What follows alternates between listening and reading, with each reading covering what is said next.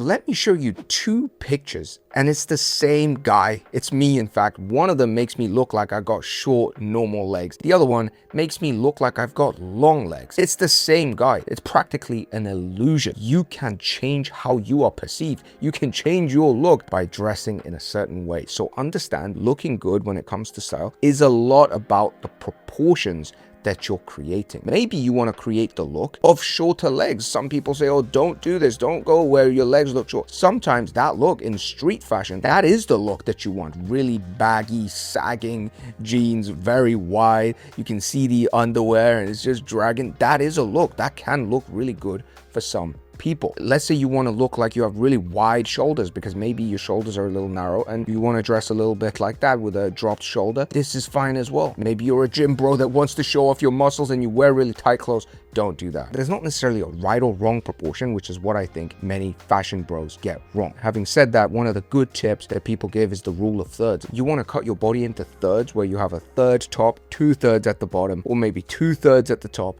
and 1/3 at the bottom. So let me see if I can just demonstrate it. If you look at my clothing right now, it's nothing special. I'm just at home. This is the trousers I wore today. Okay, it's just normal kind of slacks. It's worn really low right now, so I kind of cut my body in half. But if this thing was tucked in, imagine the t-shirt was white and the pants were pulled up. I'm not saying this is a look because I got the streetwear cap on, so it might look weird, but it will make my legs look longer. This will make me look more proportionate. And if I was to lose the cap and let's say wear something like a blazer and it was worn high like this, okay, a lot of like formal wear will be like this, right? Top 1/3, 2/3 at the bottom, gonna make my legs look long, look very proportionate. This is the look that you're going for, but maybe you don't want to go for that look. Maybe you want to go for a look which is much more like this, very low. Imagine this was longer. This could be a look. It doesn't look that bad. It doesn't look that bad. It's about the proportions that you're creating, but rule of thirds where you have different lengths, sometimes cutting your body in 2/3, sometimes up high into 1/3. This is a great way to make yourself look aesthetic. Next is to create a fail-proof wardrobe that just goes with everything. And I've got some items here where they're just fundamental items, fundamental colors, fundamental fits, nothing crazy, no crazy colors, no crazy designs, and they'll always go with each other. I know right now because I have this black t-shirt or a white t-shirt, it goes with almost any other color. So I don't essentially have to think too much about what to wear, what goes with what. Does this color go with this color? You don't need to think too much, and that actually factors into you looking less try-hard, which is ultimately going to make you look better. So how do you create a fail-proof wardrobe of fundamentals? One of the things that you can focus on is just trying to get the fundamental colors. Now I'm gonna go there and just start wearing random stuff. I didn't even like curate this wardrobe thing before recording this. It's just there because I was filming my blueprint, which is about style, by the way. If you want to get that, there'll probably be a link down below. And then the cleaner came and she put a bunch of extra stuff. So I'm gonna wear a bunch of stuff and you'll see that generally it's not gonna look amazing, but it's gonna look not too bad. They're all gonna go with each other, and that's the fail-proof way. Okay, so let's see. So first up, black, black, black, and gray. This will work. Boom. Didn't even try. Boom. Works. Next, military green. Another fundamental color. We don't have a supermodel here. I know I don't look good like your models, but this will work. The base is black. The base is good. And this is a fundamental color. All the colors will go with each other. Light blue jeans color. You could literally just roll out, nothing, put something on and go. And boom. It will probably work. Okay, this probably doesn't look too terrible. Brown. Okay, there's also navy, gray, beige. They'll all go. Okay, so focus on these fundamental colors, fundamental items, where there's cardigans, half zips if you're into similar kind of casual style like me, some white ass jeans and a cap like this if you're into the street style. It doesn't really matter. Okay, focus on the fundamental colors that will always go with each other, and focus on the fundamental items that always seem to be there, whatever the period and the era that we're in. That's how you create a wardrobe of fundamentals. Next, a lot of people like to talk about fits, silhouettes, and the color. Really, what you want to get to is what is the mood that is being created by that fit. So if I wear something like this, which is very drapey, dropped shoulder, silk, linen, fluidy. This makes me look like an approachable grandpa slash a guy who's probably kind of chillaxed, relaxed. He might sit with you, give you some life advice. That's the kind of vibe I'm giving off with this silhouette, with this dropped shoulder, soft, less angular, smooth, round, oversized silhouette. And it's added by the fact that the material, this one happens to be silk and linen, so it's very soft. It's like, it feels kind of like wool, cottony, very cozy. So it gives off that kind of cozy by the fireplace with a little bit of wine, giving you life advice kind of energy. That's the mood. Now let's say I wore this. It's from the same brand, but because the shoulders are not dropped and the way it fits is a little snug, it's more fitting, it's less oversized. I look less cozy, relaxed kind of guy. This could be just a normal casual kind of sporty look, semi kind of sporty look. It could be just like a Saturday going on a walk. That's the kind of mood. It could be a young dad kind of look. It could be an old dad kind of look, but it's got a different mood. It's no longer this kind of cozy, smooth, relatable kind guy. When it comes to the material, when it comes to the fits and silhouettes, don't obsess so much about what is the fit, what is this color, what is this, but what is the mood that I'm giving. This is just normal. And then we became more casual. You could go meet your friend's parents even like this, but this, maybe you're gonna go see your friends kind of mood. Does that make sense? I'm not saying you can't go see your friend's parents like this, you know, you do what you want, but I guess I wouldn't. Next, don't be a size king or a size queen. So much of fashion advice that I came across in the early days, and I'm sure it's still going around, is like, you gotta know your size. The most important thing about wearing clothes well is how they fit you. You gotta know your size so the clothes fit well. No shit. First of all, it's the most obvious point. And second of all, it's actually not great advice. And let me explain, because when you get to a certain level of enjoyment when it comes to style and fashion, you understand, again, that different sizes give off different moods and different silhouettes. So you may intentionally, and a lot of fashion forward people will do this, they will intentionally buy few sizes up, few sizes down. They will have clothes that are extra large, they have clothes that are small, they have clothes that are medium, and the range of clothes they own are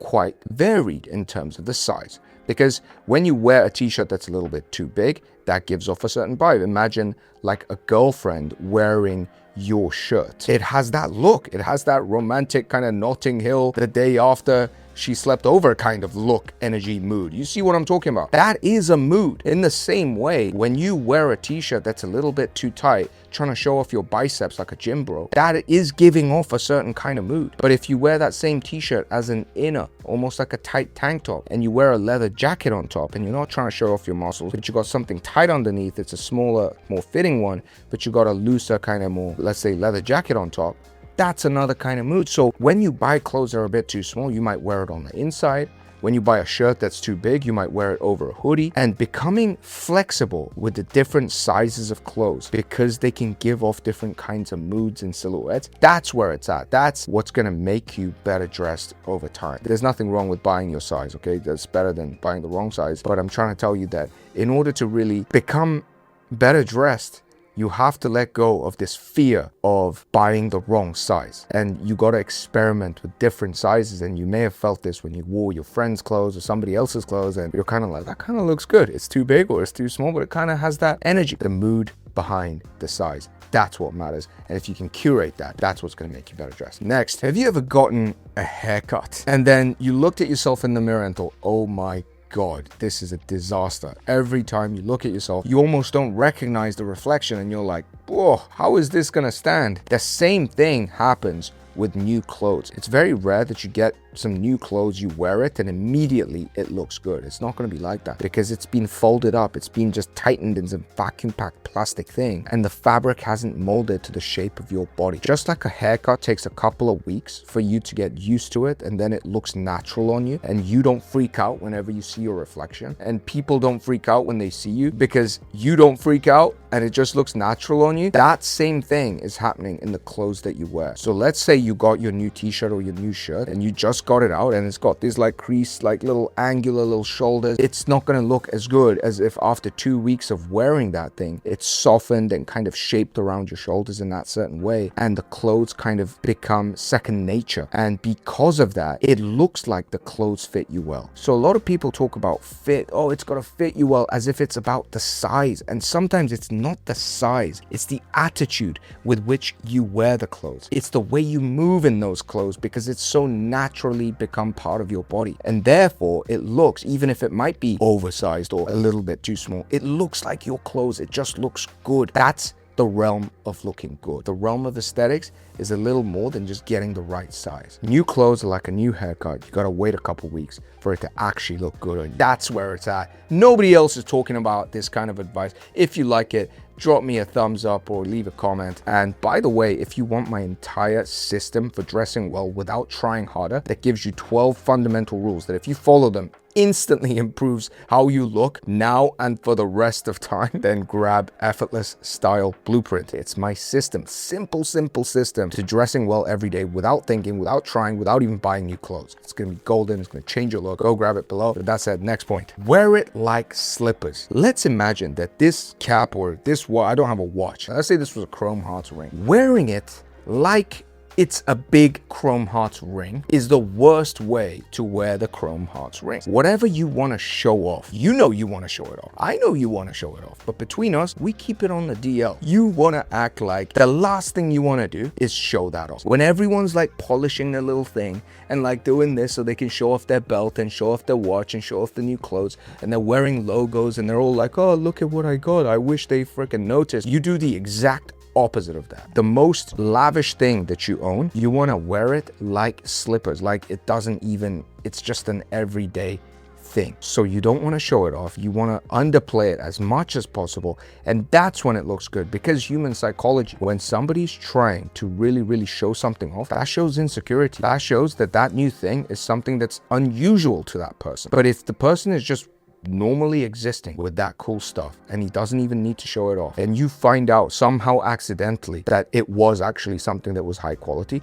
that has so much more value than if he was trying to show it off. Wear it like slippers. Don't treat it like you want to show it off. Do the opposite. Next, I still look cringe at least 60% of the time. Probably half the time that I showed different outfits, I probably looked cringe. There are certain things that you go through life, you just need a bit of time and mistakes and cringe to get to a level that is satisfactory for yourself. Don't be afraid to, first of all, fail and get cringy moments and just look awkward. And second of all, don't be afraid to copy people that are well dressed in your life. I don't mean these Instagram influencers that are wearing jorts and pleated shorts and like, look at this new thing. They're doing the exact opposite of wearing it like slippers. They're wearing it like they want to show it off to you, and they just went out on a Tuesday to take a photo just to show you and get your likes. Don't do that. But instead, when you walk around life, sometimes you'll see like baby dads, or sometimes you'll see like an old guy, usually not like super old, but like maybe a guy in his 40s, 50s, 60s. Sometimes you see a young guy or even a young girl. As a guy, you can look at that and be like, cool,